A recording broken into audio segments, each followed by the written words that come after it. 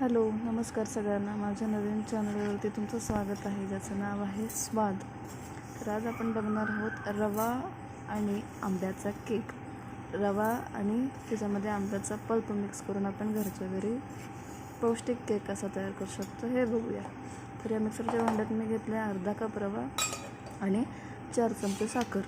फक्त अर्धा वाटी रवा आणि 4 चमचे साखर.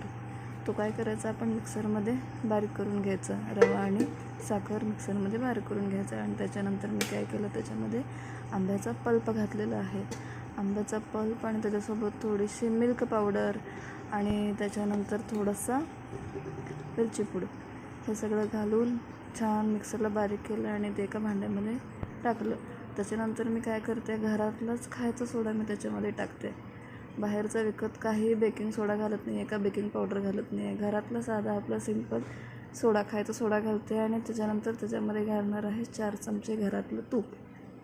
ते घातल्यानंतर आपण काय करायचं, ते मिश्रण आहे ना, हे दिसते भांड्यातलं, ते छान मिक्स एकत्र करायचं. तूप जे घातलेलं आहे ते छान मिक्स एकत्र करून ढवळायचं. त्याच्यानंतर काय करायचं, त्याच्यामध्ये मी 1 वाटी गव्हाचं पीठ घेतलेलं आहे. मैदा मला घ्यायचा नव्हता, कारण की हा केक मी माझ्या बाळासाठी बनवणार होते. म्हणून मी काय केलं, 1 वाटी गव्हाचं पीठ त्यात घातलं. आणि नंतर पुन्हा काय केलं, मी छान मिश्रण ते हलवून घेतलं. आता इथं तुम्ही बघू शकता, मी इथे एक केकचा टीन घेतलेला आहे आणि कुकर इथं काय केलं आहे, मी प्रीहीट करायला ठेवलेलं आहे, तापवायला ठेवलेलं आहे गॅसवरती. आता काय करायचं, त्या टीनला आपण काय करायचं, तूप लावून घ्यायचं, म्हणजे ग्रीसिंग करून घ्यायचं, जेणेकरून काय होईल, तो केक आहे ना, तो त्या टीनला चिकटणार नाही. तूप लावून घेतलेलं आहे या टीनला. आणि त्याच्यानंतर मी ना त्याच्यावरती गव्हाच्याच पिठाचं डस्टिंग केलं आहे. गव्हाचंच पीठ वापरलं आहे, इतर कुठलंही मैद्याचं पीठ वापरलेलं नाही आहे.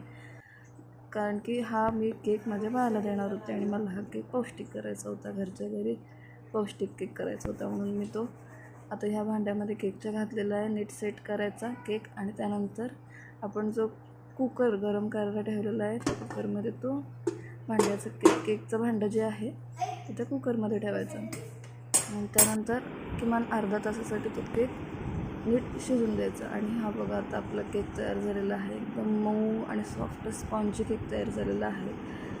ते पण गव्हाचं पीठ वापरून, without any baking powder and baking soda.